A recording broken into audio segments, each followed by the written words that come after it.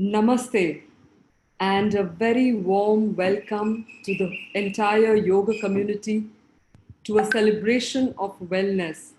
Welcome to this global festival of yoga in order to celebrate our individual and collective wellness. I'd like to start by chanting the Om, followed by the prayer offered to Patanjali. Please join me in this chant.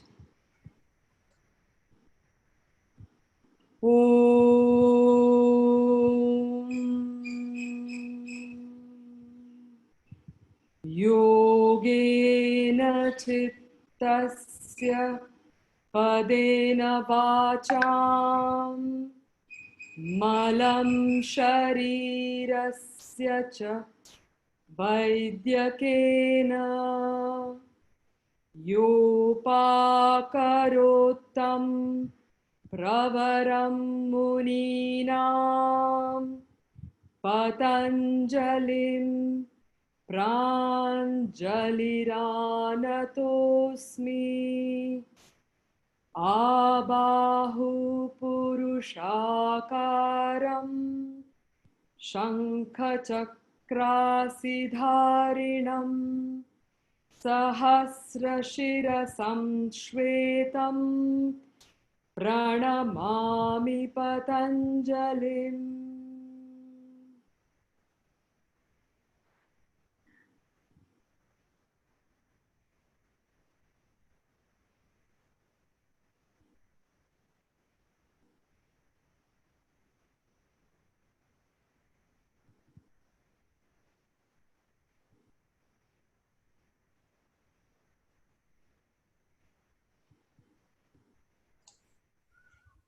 So on behalf of Indica Yoga, it gives me great pleasure to welcome all of you to this wonderful collective celebration that we will be having for a whole month.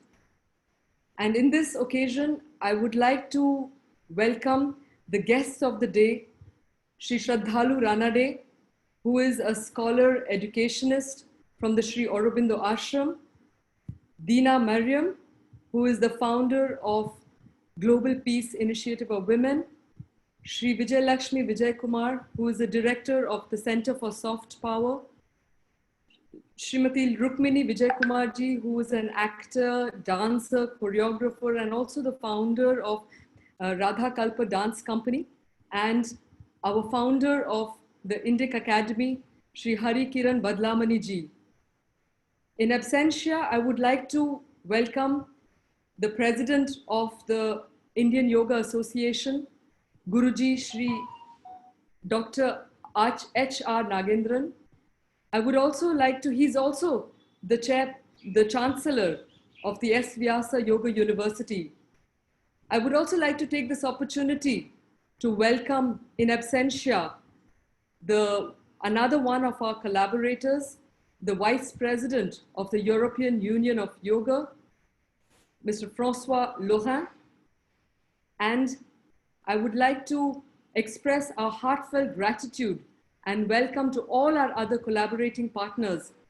That's the Indian Yoga Association, the European Union of Yoga, the Global Peace Initiative of Women, the Center for Soft Power, Ritambhara Wellness, Ritambhara Ashrama, the Vyasa Yoga Singapore, Vyasa Houston in the US, and most importantly, I would like to extend my heartfelt pranams and gratitude to our esteemed teachers who have very kindly and generously accepted to share their wisdom on this platform for a whole month. We will have with us researchers, scholars, artists, young and senior people from across the globe. So a heartfelt gratitude and namaskarams to all of them, and welcome once again to this global festival of yoga to celebrate wellness. And last and most importantly, I would like to extend a hearty welcome to all our participants from across the globe for making the time, for having the enthusiasm to be part of what we hope will be one of the very unique experiences and experiments of our humankind, especially in times like these. So with these few words, I'd like to hand over the baton to Dr. Vinay Chandra, who is heading Indica Yoga and who has also been instrumental in bringing this program together. So over to you, Dr. Vinay Chandra. Namaste. Thank you, Dr. Anuradha Chaudhary. It gives me a great joy, pleasure to say a few words about Indica Academy and Indica Yoga, which is bringing this festival to each one of us.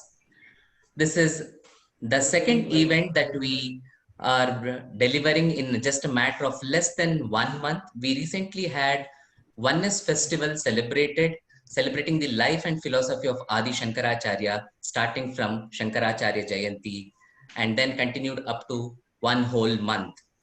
In total, we had about 134 sessions, 78 live sessions, including 22 art performances, 52 recorded video talks, and 4 audio releases during the entire 1 month's event. It was such a gala event that inspired us to take up something similarly. I mean, it could not have been of any less stature. Therefore, we decided to have this month-long global festival of yoga, which will have about 100 sessions, and we have speakers from across continents, starting from Australia up to Canada, and we have 3 sessions a day catering to different 3 to 4 time zones, which is a mixture of practical sessions, theory sessions, and experiential sessions, and includes all forms and expressions of yoga, not in any narrow definitions, but in the larger definition and understanding of yoga, starting from the asanas and goes up to philosophy, including the bhajans, the kirtans, singing, music, dance, and various other expressions of yoga in terms of karma yoga, in terms of bhakti yoga, jnana yoga, raja yoga, and all the other forms as well. So with this in mind, we have curated this festival, and we look forward to this adventure. This is the second big event of Indica Yoga. We recently had, in the month of February, a 2-day conference seeking or exploring authenticity in yoga, which was in the month of February. Indica Yoga is a platform of Indic Academy, which was started in the year 2015. The main purpose of Indic Academy is to bring about a renaissance based on the Indic civilizational thought and touch and transform India and different parts of the world which is seeking this knowledge source. It has been instrumental. It has been working from 2015 with various verticals, various centers, various kinds of platforms, including Indic Book Club, Center for Soft Power, Center for Indic Writers, Intergurukula University Centers, and many other such platforms. I take this opportunity to welcome each one of you for this festival on behalf of the entire Indica Yoga and Indic Academy family, and we look forward to this adventure, this collective journey with each one of you. Thank you for joining us this morning. We will now proceed to inaugurate the session with all the guests lighting the lamp in a very symbolic manner.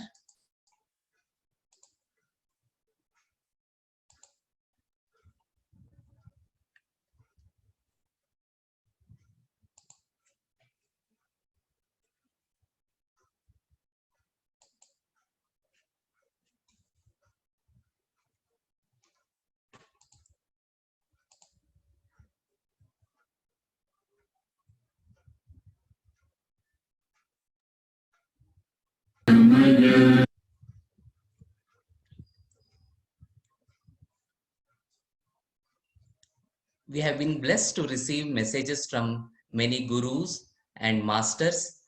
We would like to read it out to you. We were very fortunate to receive the blessings, as Vinay said, of many enlightened masters. And so we have this message from Gurudev. Shri Shri Ravi Shankar Ji, and it says, "This year we are celebrating the 6th International Day of Yoga. Over the last 5 years, we have been assembling in the parks, near monuments, and in various institutions to celebrate this day. But this year, we are celebrating in our homes, with our families, or in small groups with social distancing in nearby parks.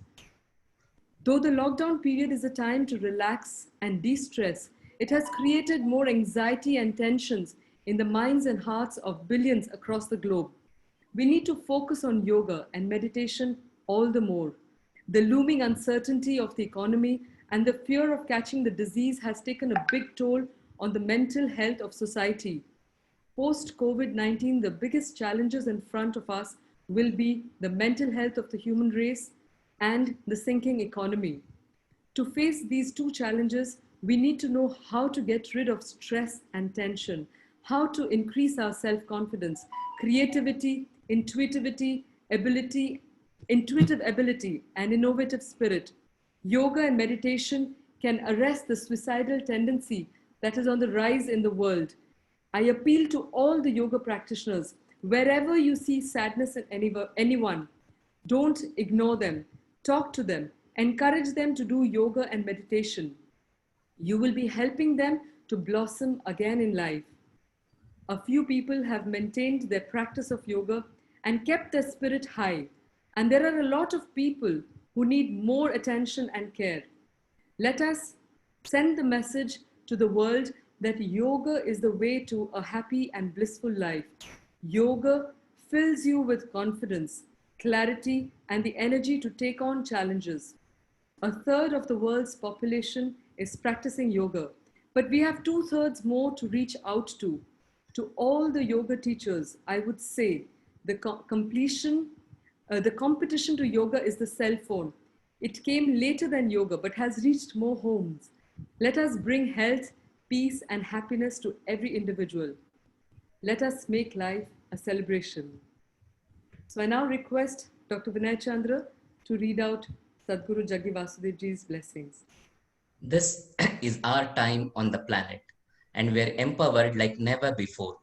If we are committed and determined, we can make this the best ever in the history of humanity. I am with you. Love and blessings, Sadhguru. We have also been extremely fortunate to receive the blessings of His Holiness the Dalai Lama himself. So this is what he has to say to all of us present here on this auspicious moment. So he says, "I send my greetings to all the brothers and sisters participating in this first online month-long global festival of yoga, celebrating wellness. Yoga is an integral part of India's ancient culture and has been of great benefit to many around the world, helping them lead healthy and peaceful lives. India's rich civilization is rooted in the long-standing traditions of Karuna and Ahimsa, compassion and non-violence. This is a land of tolerance, pluralism, and interreligious harmony. I believe India is the only country with the potential to combine its ancient knowledge with modern education. We must therefore endeavor to integrate India's ancient wisdom with contemporary approaches to schooling, with the aim to promoting positive human values. When individuals find inner peace, families, communities, and nations too can live harmoniously. I am personally committed to encouraging a greater awareness of India's historic understanding of the workings of the mind and emotions. I wish this global festival of yoga success in promoting a greater awareness of the benefits of yoga in maintaining a healthy, peaceful body and mind. With my prayers and good wishes." We were also privileged to receive the message from Guruji Dr. H.R. Nagendra, who is the president of Indian Yoga Association, also the chancellor of S. Vyasa Yoga University. My dear brothers and sisters, I am very happy that the Indica Yoga is celebrating International Day of Yoga as a global festival of yoga celebrating wellness. Dr. Vinay Chandra has been very, very wonderful in organizing programs, and this year also he is planning to do that in a big way. And in the context of the present COVID lockdown, the only way by which we can celebrate is to do the practices and have the talks, sharing different knowledge by online mode. And as all of you know by now, that the 6th International Day of Yoga is being celebrated on June 21st at 6:30 in the morning, when our Honorable Prime Minister Narendra Modi ji is going to give his brilliant speech, followed by 45 minutes of the yoga protocol practice. And then we have 15 minutes of the messages from the great yoga masters in the country. So I am sure this global festival will take into account this aspect and participate in the entire celebrations being organized by the Ministry of Ayush. And in the Global Festival of Yoga, there are very brilliant speeches which Vinay Chandra has been able to organize, and I am sure that such speeches will unravel the mysteries of yoga, the scientific evidence-based yoga and its usefulness for the various challenges that we face today in the world at large. Particularly in the lockdown period of the COVID, it has become more essential that yoga should be brought into the fore. And as all of you know, yoga can build our immune system, which can ward off the corona even if it enters in. So yoga is the remedy, apart from the conventional lockdown and distancing and mask and other things, So I wish all the best for this global festival being organized. Dhanyavad.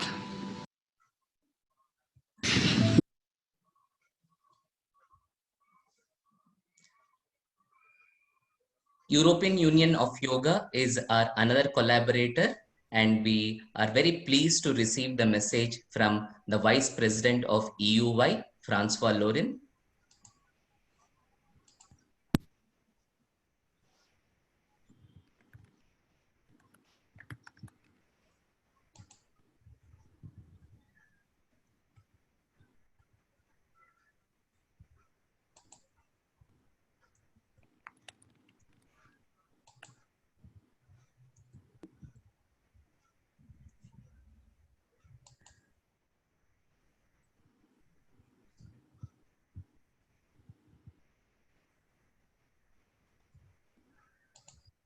From their own mistakes. I am François Laurin, I live in France, I am French, and I speak on behalf of the European Yoga Union. First, I want to say how happy I am that such an event is taking place, because it is important that the very valuable science and art of yoga becomes more known, not only in the form of practice of asana, but in its whole range of understanding and knowledge. This festival is really a good idea, and we are glad in the European Yoga Union to be part of it. Actually, our association tries to keep the values of yoga alive in spite of the mode for yoga now, which is increasingly universal, but sometimes losing sight of the most important aspects of yoga. So through a very serious program of training teachers, 500 hours during 4 years, we try to convey the fullness of the message of yoga in the Indian. And also, we create a link between many countries, since we are about more than 20 federations all over Europe. And there is a very good feeling to be linked to people who share the same values. I do hope that this festival will know a great success all over the world. And again, many thanks for the organization of this by your federation or association. Thank you.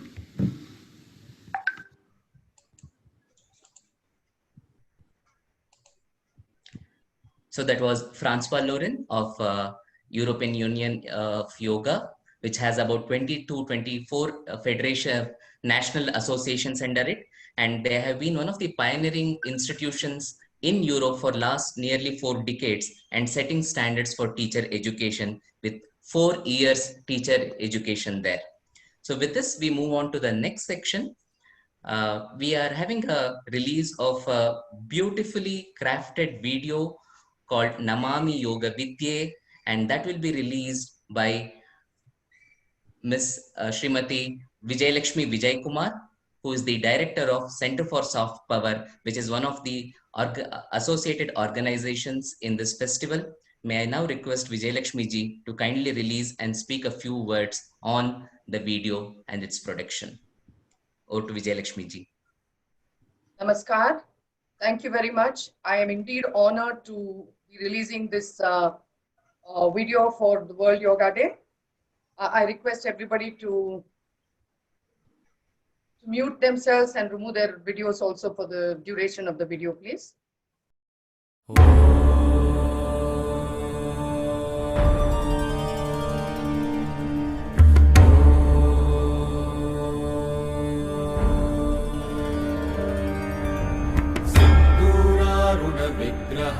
त्रिनयनां माणिक्यमौली स्फुरत्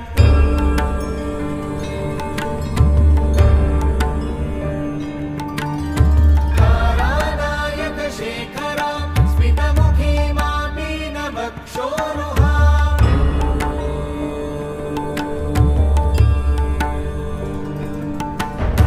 पाणिभ्यामलिपूर्णरत्नचषकं रक्तोत्पलं बिभ्रतीम् घटस्थरक्तचरणां ध्यायेत् परामम्बिकाम्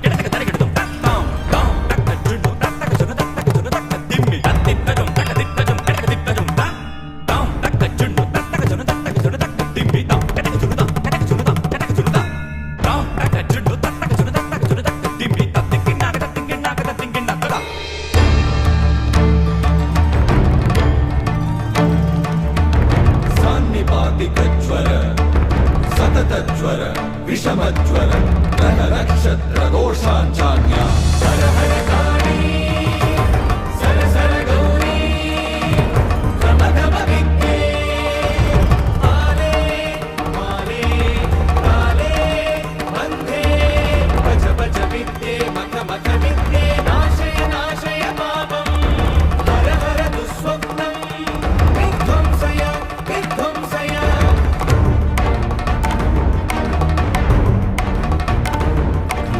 विघ्न विनाशिनि Rajni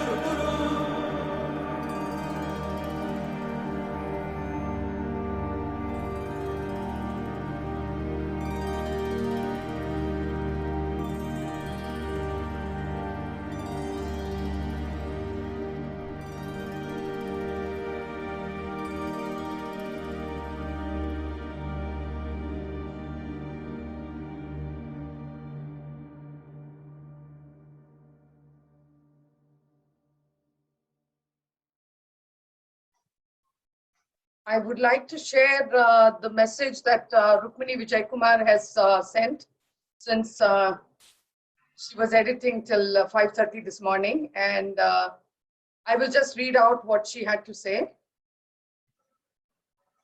Namaskar. At the outset, I would like to thank the Center for Soft Power and Indica Yoga for giving me this opportunity and responsibility to bring out yet again a video to celebrate World Yoga Day. I will share with you my concept of this video that was just released. I've conceptualized the film on the idea of self-revelation and the destruction of ego that happens through the practice of yoga. Asana is just one aspect of yoga, but yoga in reality has many aspects to it that leads us on the journey towards being a better human being.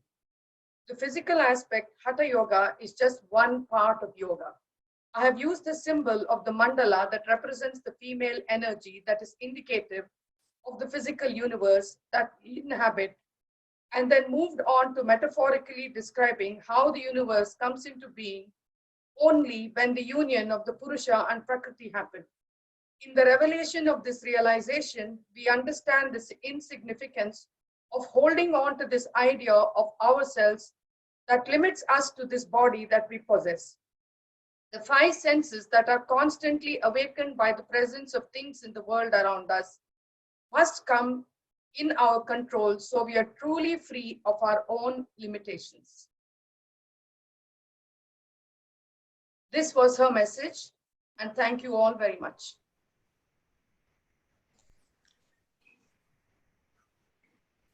Thank you very much, Vijayalakshmi ji, for this very thought-provoking message that Rukmini ji has shared with us.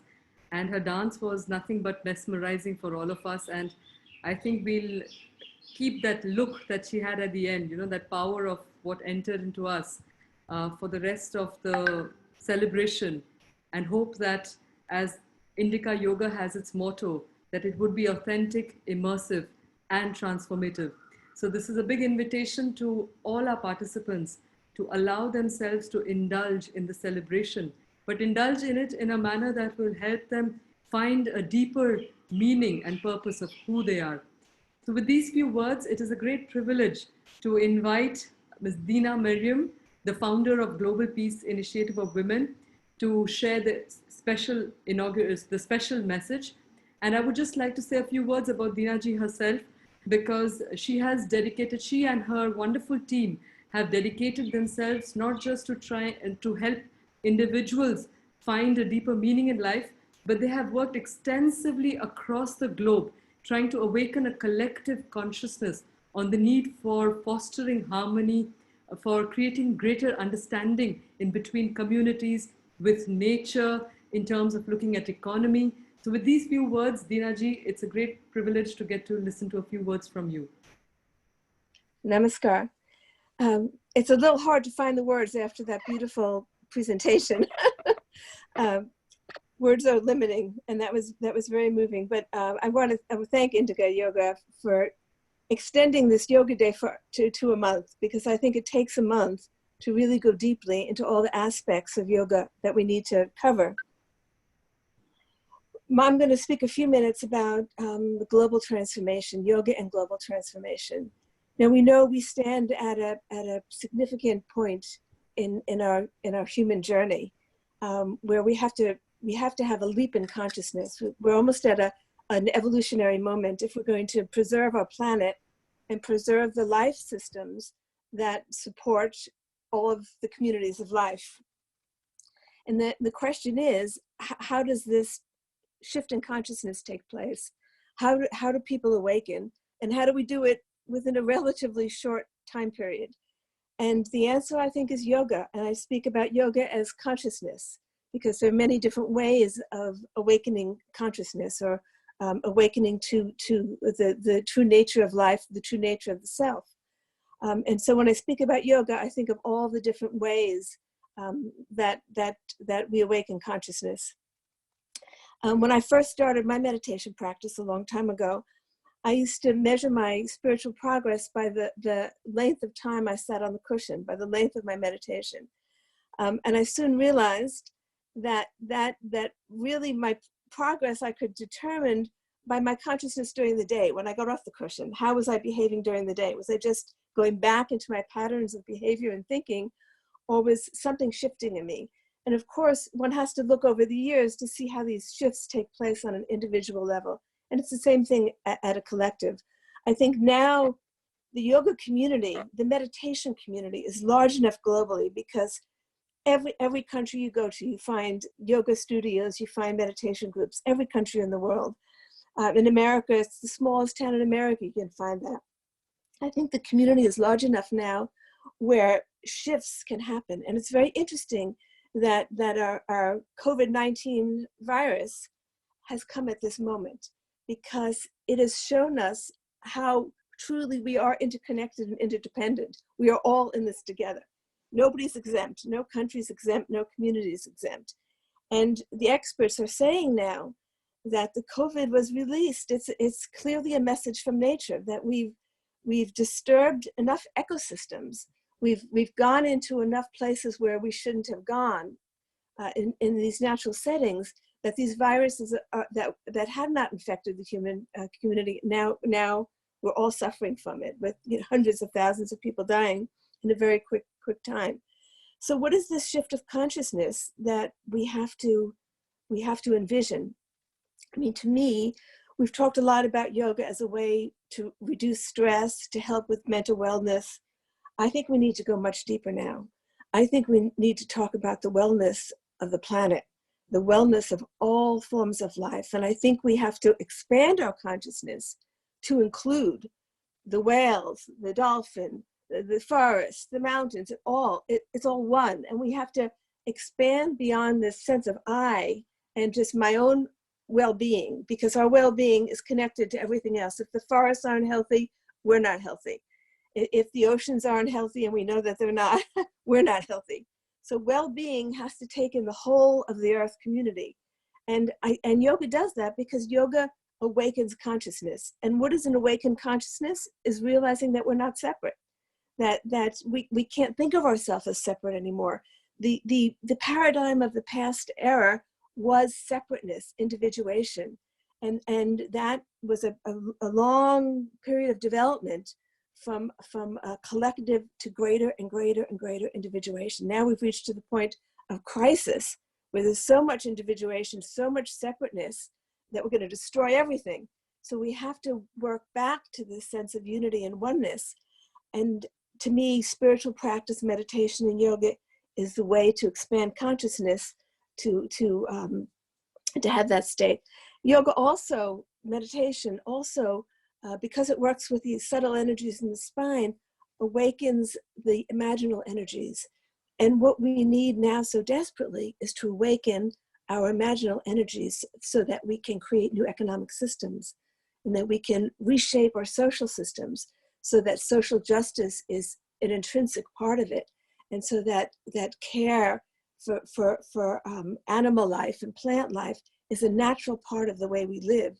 So it's releasing these imaginal energies that we have to work toward. And I think that the message that I want to give really is a deepening of the whole yoga dialogue, so that it goes beyond just coping mechanisms, coping with this crazy life that we've developed, to reshaping our society into a much more holistic society that reflects the principles of Dharma, that reflects the principles of unity and oneness. And so that's what I hope we can discuss over the next month.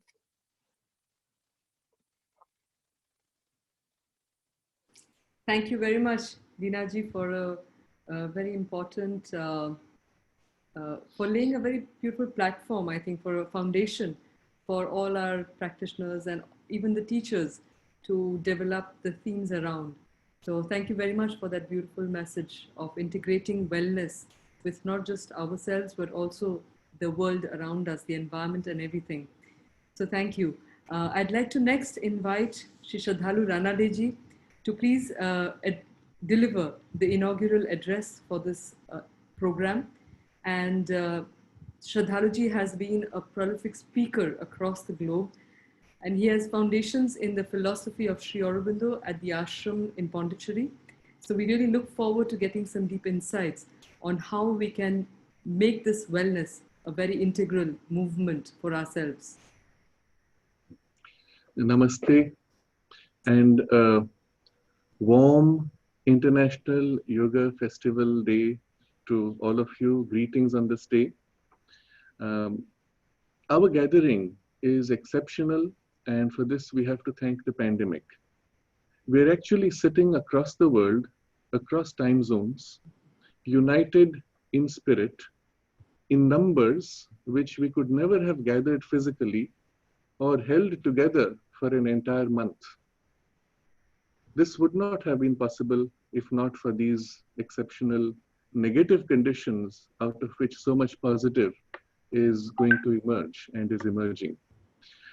We have also a spread in time, because there are some who are watching live and participating live, and there are others who will join in over the next few hours and watch online, but at their own timings, and still connect emotionally and in spirit with the same impact, perhaps.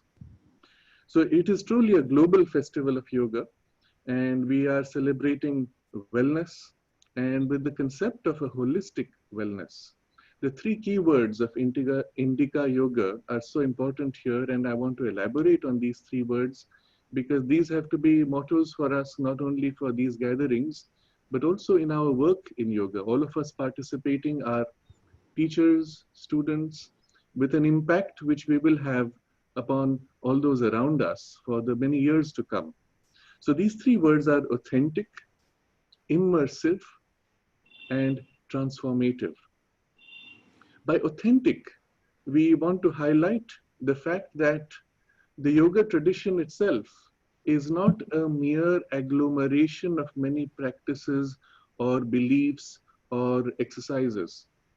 It is in fact a science which has been developed over a long period, nearly 10,000 years of our own recorded history. And as a science, it has been tested, validated, refined and perfected.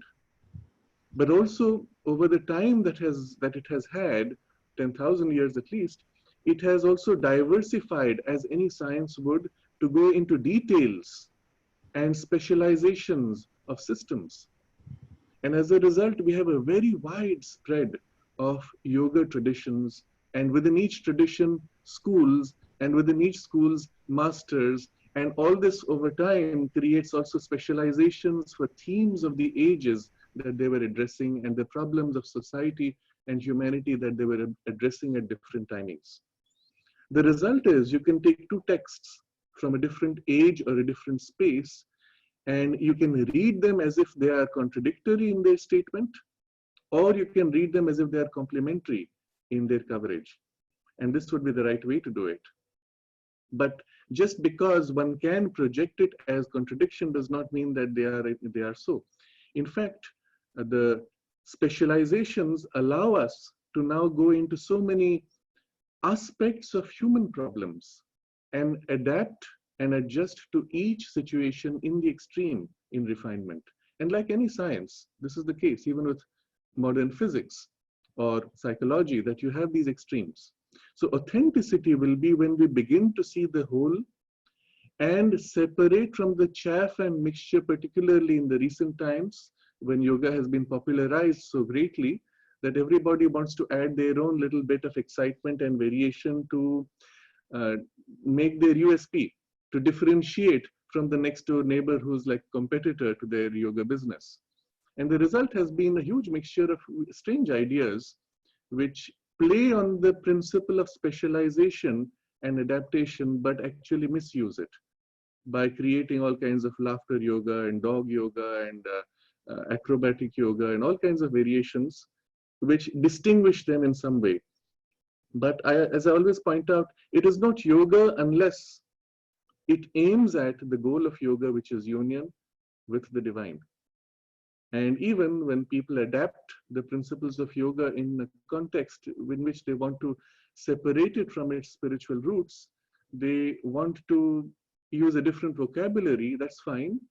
But you still recognize that there is an underlying deeper truth with which we have to unite or a reality, whatever word we may use, which transcends, with which we have to unite. And if that is not the goal, and if that is not the yoga is not a means towards that, it's not yoga. And we have to always use this as our reference. So in the term authenticity, we recognize that this is a science. But unlike modern science, which is very flat and narrow and reductionist, this is a science which looks at the totality of reality in all its levels. It includes what modern vocabulary would call psychology, physiology, medicine, therapy, and each of these can be seen as specializations of the yoga knowledge. But all of these are unified under the overall context of the spiritual goal of the yoga tradition itself. The second keyword for Indica Yoga has been immersive. And by immersive, we mean that it is not something you practice 20 minutes a day. You know, like people say, I do my yoga 20 minutes a day to improve my health or overcome my diabetes or just feel good and more energetic. That's good, and perhaps that at best it is a beginning of the yoga, but as a beginning, it has to lead to a total immersion. And why is this important? Sri Aurobindo points out that the yoga in its larger approach as a gigantic movement of transformation is actually a process that nature has been using. All of us, all of humanity, are actually in our daily life being compelled by nature to grow and to change and to evolve, but in a very slow way. And so he refers to that as the unconscious yoga of nature. The result of that unconscious yoga has been this evolutionary change that we see across so many millions or billions of years that has brought us to a point where we are conscious, thinking human beings. But now, as conscious beings, we can take the very principles that nature has used, concentrate, intensify, and accelerate the same movement. And at that point, it becomes the conscious knowledge of yoga as a technology and as a science. And so the immersiveness is also a pervasiveness. Every part of our life is included. Nothing is really left out. Otherwise, it is not truly yoga. You cannot separate yoga from the rest of your life. In fact, you cannot separate it from any part of your life. And that's why the training and the tradition of yoga has to seep into all of our activities. So all life is yoga, but from an unconscious yoga to a conscious yoga, which will accelerate our evolution. This should be our goal. It also touches all the parts of our being. The physical body, which is our Annamaya Kosha, the very foundation, Padbhyam Prithivi, as the Veda declares. This is the foundation on which the Purusha stands, the cosmic Purusha stands. But on this foundation, we have to build the vital being, the life force, the prana, and master it. Upon that, the mind then sits like the rider on the horse, also coming into mastery over the horse, leading the horse, not the horse running helter-skelter. But within that, or the charioteer, behind the charioteer is the soul. And each of these parts of our nature has to be developed and integrated around that deeper spiritual self that we are. And so all parts of our being are necessarily engaged, otherwise it is not immersive. And finally, in the immersiveness is the aspect of the collective impact. Yoga is not merely an individual process of transformation and evolution. It is a collective process equally. But the collective change does not happen by asking the collectivity to change. If you just say, change, change, well, we don't know how to do it.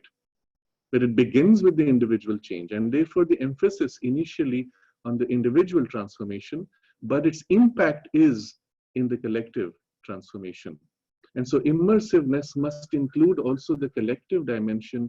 Even if you're a yoga teacher or a practitioner, all students, all friends, all teachers, all family members, eventually all of society is included in the scope of your yogic journey and transformative journey. So this is the sense, the deeper sense that immersiveness brings. In its culmination, in the immersiveness, the individual ego is subsumed by the divine by the one that is the all. And that's the degree to which this immersion has to take us. And finally, all of this leads to transformative, the third keyword of Indica Yoga. And transformation is not merely change. Change can be a rearrangement of the same existing things, and that's not what we aim at.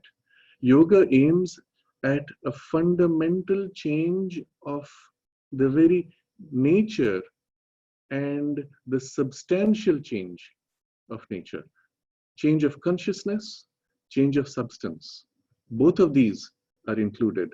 So as we begin this practice of yoga, we experience in our body that the body becomes as if more supple. The organic functions of the body are suddenly more efficient and seem spontaneously to heal and regenerate itself.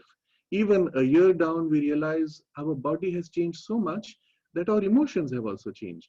And earlier we were getting upset easily, now we are more calm and detached.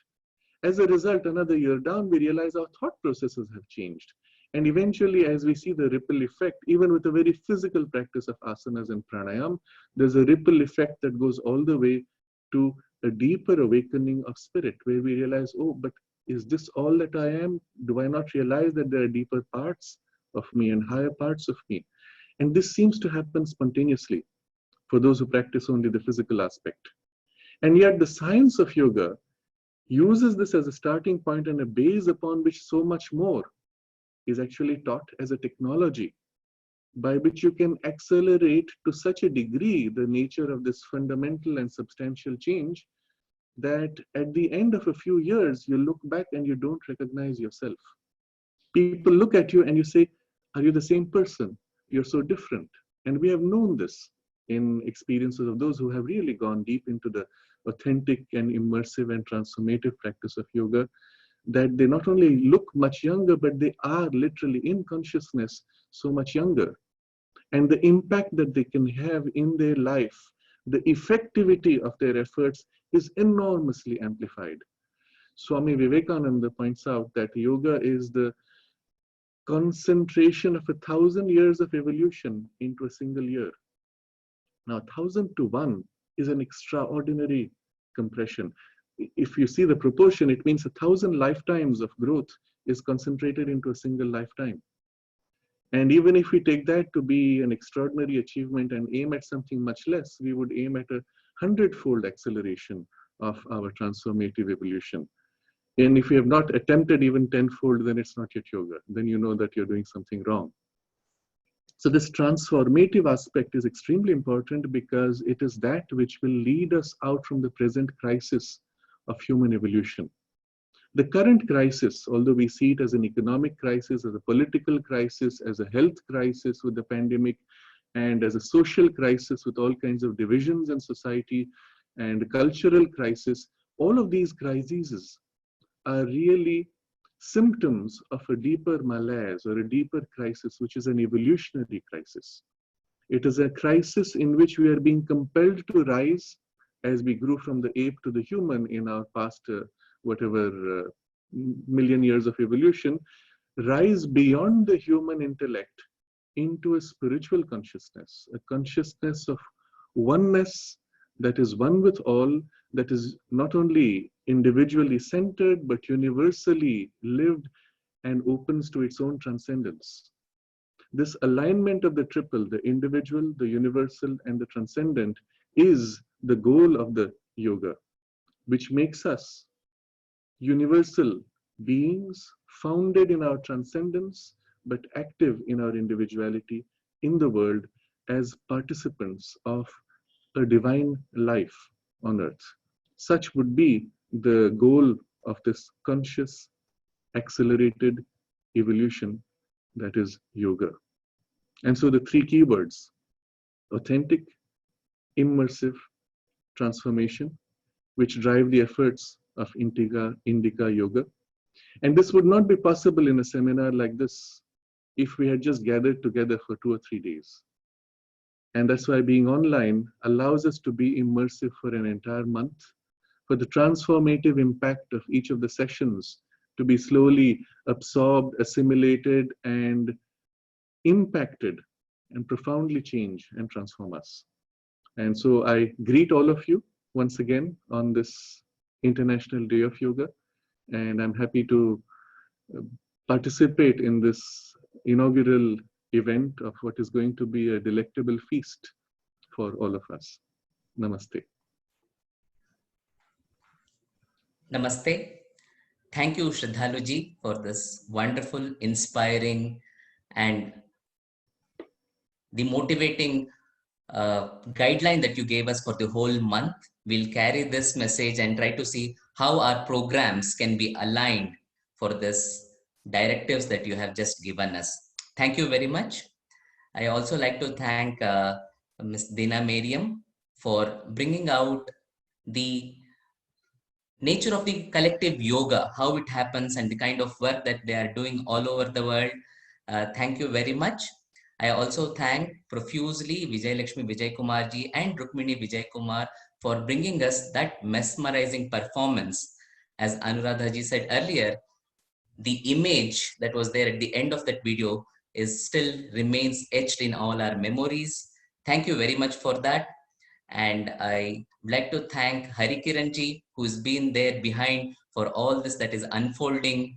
And I also would like to thank all the gurus who gave us the message this morning, His Holiness the Dalai Lama, Sadguru Jaggi Vasudev ji, and Gurudev Shri Shri Ravi Shankar ji for their beautiful messages, and also the messages from our collaborating organizations, that is Indian Yoga Association, European Union of Yoga, and then we have the participation from other collaborators, that is Global Peace Initiative of Women, and then Center for Soft Power, Ritambhara Wellness, Ritambhara Ashram, Vyasa Yoga Singapore, Vyasa Houston, US. So thank all these organizations for the efforts in reaching out, for bringing us the teachers, and for connecting us across the globe. I'd like to say that this whole event has many interesting sessions. We have various kinds of dialogues, talks, musical sessions, and art performances that would be there. So I would like to thank all the teachers who are bringing us these elements into this celebrations.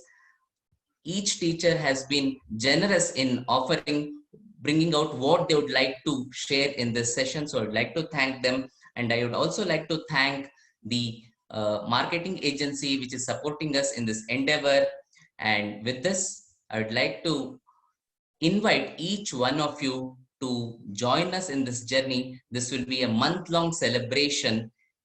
In the Indian context, we celebrate everything. So this is not just a discipline, but also a celebration, bringing out the rasa that is most important. Therefore, join us, listen, connect, understand, engage with us, practice with the teachers, and at the end, bring out this element of joy and rejoice. So this will be the approach of the one whole month of events.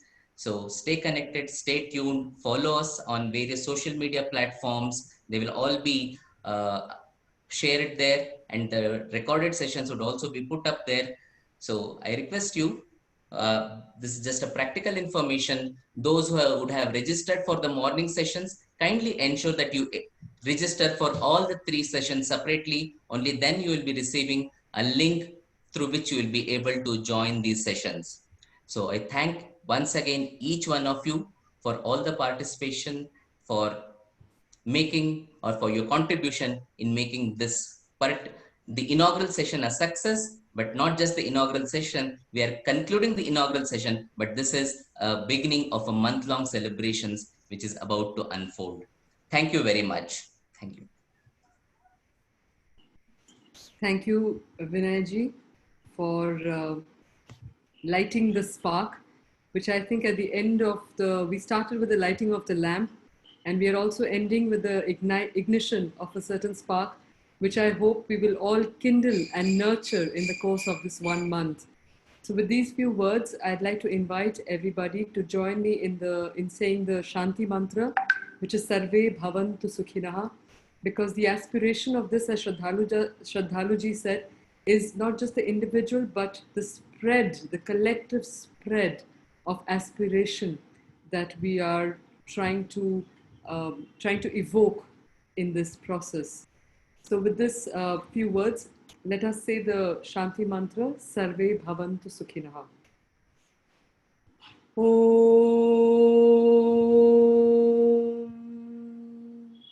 Sarve Bhavantu Sukhinaha Sarve Santu Niramayaha Sarve Bhadrani Pashyantu Ma Kaschid Dukha Bhag Bhavet Om